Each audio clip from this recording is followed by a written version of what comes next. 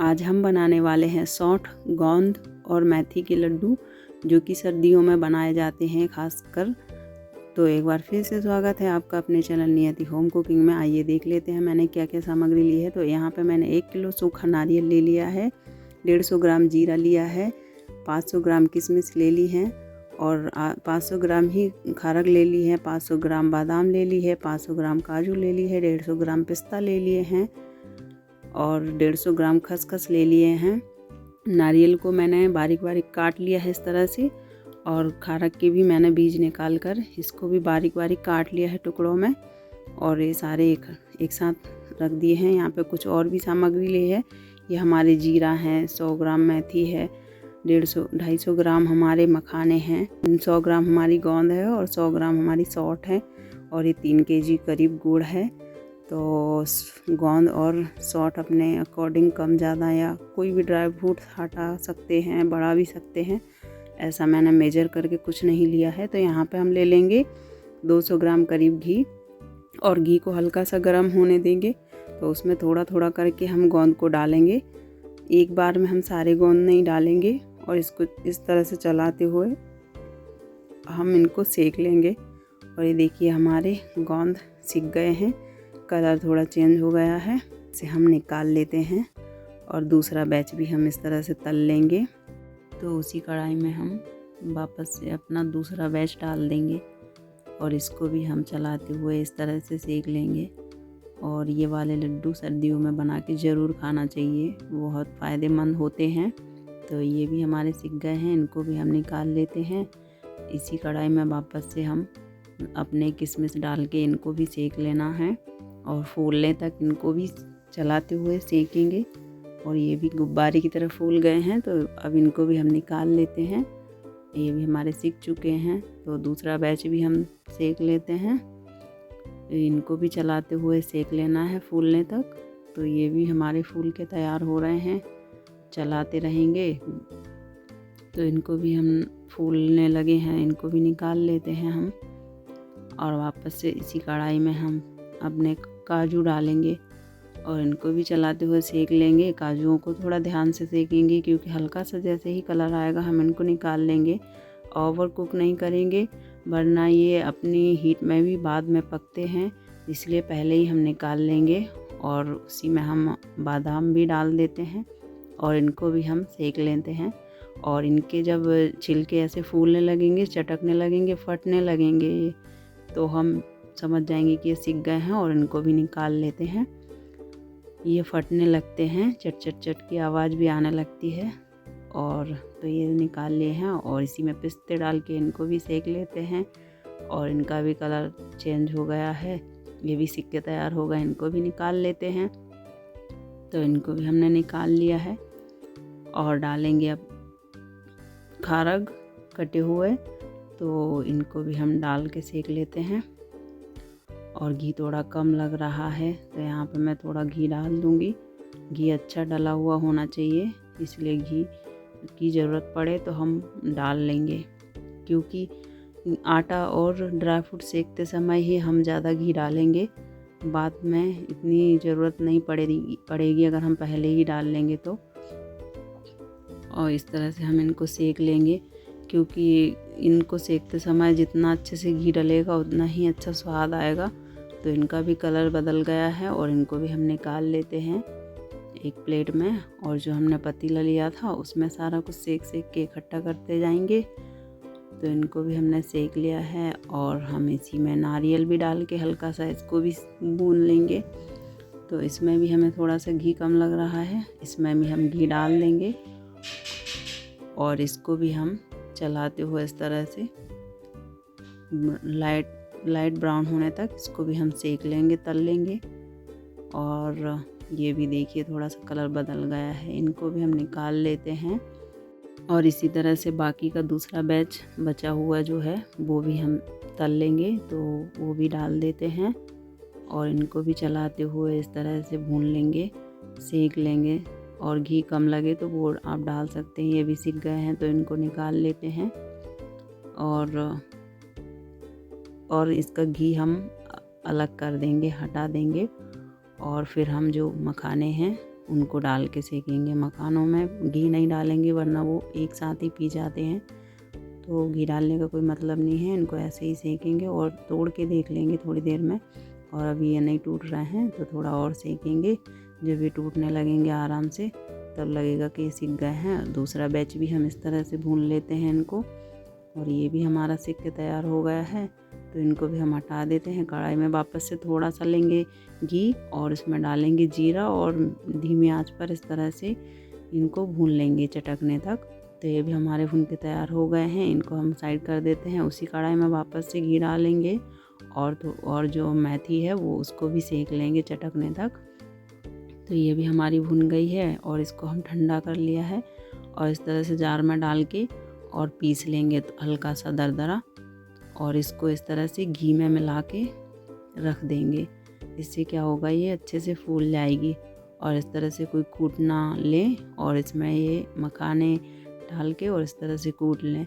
अगर आपके पास सिलबट्टा हो तो आप उस पर भी पीस सकते हैं या मिक्सी में भी घुमा सकते हैं।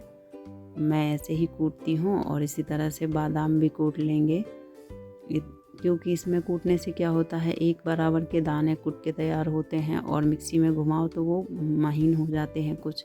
इसलिए या तो सिलबट्टे पर करें या खलबत्ते में करें। और इस तरह से हम अपने पिस्ते भी कूट लेंगे। ये देखिए कितने एक जैसे दाने तैयार हो रहे हैं कूट के, इसलिए मैं मिक्सी में नहीं घुमाती हूँ। और इसी में हम काजू भी सारे कूट लेंगे। इस तरह से हमने सारा कुछ कूट लिया है। इसी में मैं थोड़ा थोड़ा ही दिखा रही हूँ वरना वीडियो बहुत बड़ा हो जाएगा, क्योंकि समय थोड़ा ज़्यादा ही लगा था। और इस तरह से हमने सारे इसमें कूट कूट के रख लिए हैं। और इस पतीले में जो हमने तल के रखा था नारियल खारक वगैरह, तो उसमें मिला देंगे और जीरा को इस तरह से जार में डालेंगे और पल्स पर 2 बार घुमाएंगे और जीरा के 2 दाने हो जाएंगे टूटकर। तो इतना ही मोटा पीसना है। और यहाँ पे 1 गिलास या कटोरी लेंगे और इस तरह से इसको दबाते हुए ये गोंद को तोड़ लेंगे और इसको भी मोटा मोटा ही रखेंगे। आसानी से कटोरी या गिलास से टूट जाती है। और ये सौंठ ली थी हमने, इसको पहले ही पीस लिया है मिक्सी में और इसमें हम डाल देंगे और सारे को मिला देंगे। और यहाँ पे इस तरह से मिला लेना है। और यहाँ पे मैं भूल गई थी खसखस को डालना, तो आप ना भूलें, आप ज़रूर इसी समय डाल दें सेक के और इस तरह से मिला लें। मैं भूल गई थी तो मैंने उनको बाद में डाला था। आप ध्यान से डालें, ज़रूर डालें, क्योंकि उनसे क्या होता है लड्डू देखने में अच्छे लगते हैं, इसलिए ज़रूर डालें। और यहाँ पे वापस से मैं उसी कढ़ाई में 100 ग्राम घी लूँगी और ये कटोरा, छोटा कटोरा जो होता है उससे भर के आटा डाल दिया है। मैंने ऐसे मेजर करके कुछ नहीं लिया है, अंदाजे से ही सब कुछ लिया है। आप चाहें तो कोई चीज़ कम ज़्यादा भी कर सकते हैं ड्राई फ्रूट्स में, या जीरा, सौंठ, गोंद जो भी कम ज़्यादा करना हो कर सकते हैं, ऐसा कोई मेजर नहीं होता है। और हम आटे में घी कम लगेगा तो डालते जाएंगे और इस तरह से गुठलियाँ तोड़ते हुए चलाते जाना है, सेकते जाएंगे। और ये घी डालना ज़रूरी है आटे में सेकते समय, क्योंकि ये इससे क्या होता है कि आटा एकदम दानेदार फूल के तैयार होता है, सिक के तैयार होता है और बहुत अच्छा टेस्ट आता है। तो यहाँ पे ध्यान रखें कि जितना आटे में घी लगे हम डालेंगे। और हमारा आटा सिक गया है तो इस बड़ी सी परात में निकाल लेंगे। और यहाँ पे मैं 1.5 किलो से थोड़ा सा कम गुड़ लूँगी। 1.25 किलो और 1.5 किलो के आसपास होगा, 1.5 किलो से कम होगा, 1.25 किलो करीब होगा। तो इस तरह से वो डाल देंगे और इस तरह से हथेलियों से दबाते हुए मीड़ लेंगे और गुड़ की गुठलियाँ तोड़ लेंगे।